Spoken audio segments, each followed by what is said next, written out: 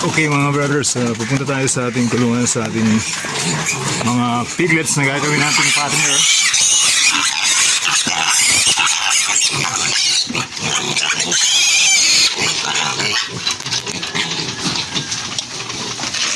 So itong 10 piraso nating piglets na gagawin nating partner, siya po ay malapit na po mag 40 days at nasa stage tayo ng pre-starter yung ating pinapakain sa kanila. At least hanggang 50 days na pakain natin sila. So medyo na-late ako ng pakain para sa kanila, kaya medyo nagwawala na po talaga sila mga brothers. So before na tuluyan natin silang pakainin, painumin muna natin sila ng tubig. Pero lagyan natin siya ng prevention, kasi po kahapon may nakita ako na parang nagtatay siya. Pero ngayon wala na ako nakita. Pero ituloy pa rin natin yung ating prevention para sa ano. So pwede naman yung mga soluble na ihalo natin para hindi tayo masyadong magastusan sa mga inject. So medyo mataas po kasi yung halaga. Itong mga soluble natin ginagamit na to, ano lang ito, mura lang ito, nasa 35 pesos lang po yung 5 grams ito.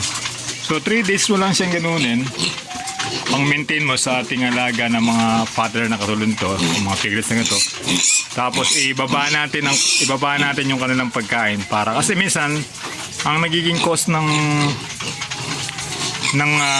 yung pagtatay din o pagsusuka ng ating mga alagang, lalo na kung mga piglet, yung overfeeding kasi kung minsan ang nangyayari.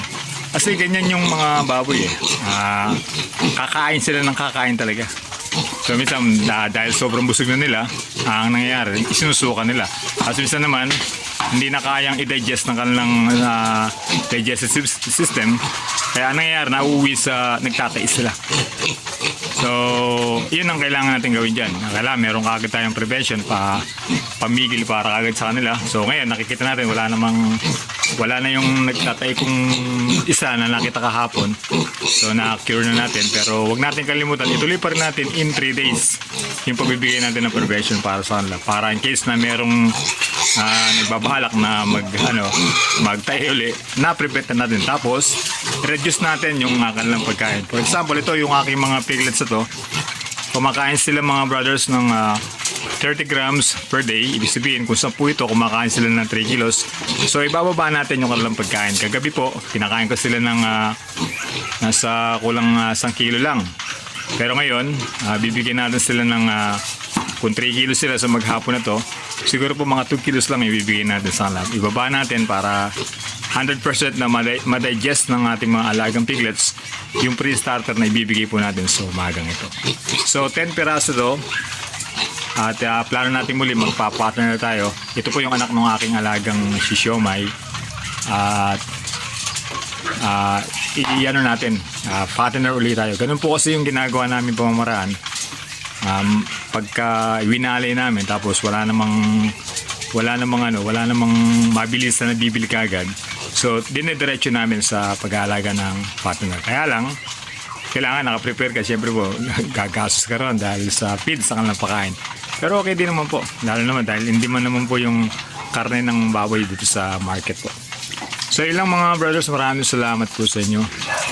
Subscribe niyo po yung ating channel. My brother is not a pig, at marami pa po tayong mga idea o pag-uusapan patungkol sa pag-aalaga po ng ating mga alagang baboy. Hopefully po by this week, yung isa nating alaga, si Siopaw, manganganak din po siya. Ganon, kung sunod-sunod yung ating nagiging alaga na nanganganak. So 3 yung ating breeders dun sa isa kong vlog. 3 na sila. Madalas yung makapagpo-provide sila ng mga piglets. Mas maganda nga sana, matigdigan pa natin. Pero dahan-dahan lang mga brothers. Maraming salamat po sa inyo. Ingat po kayo mga brothers. God bless po. Thank you.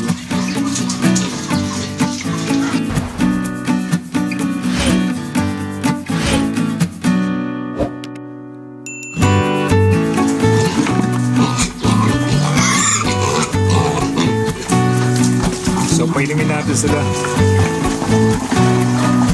medyo inuhaw natin ng konti yung ating mga alaga para mas malakas silang uminom ng tubig para yung pang-prevent natin na soluble powder na ginagamit natin para sa kanila.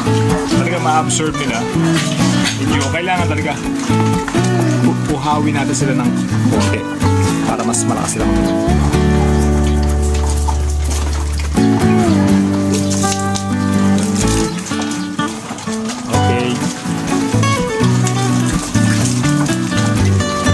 Nasa 2 days na tayo, last na bukas, tuluyan na silang mapiprevent yung kanilang pagtatay mga worms.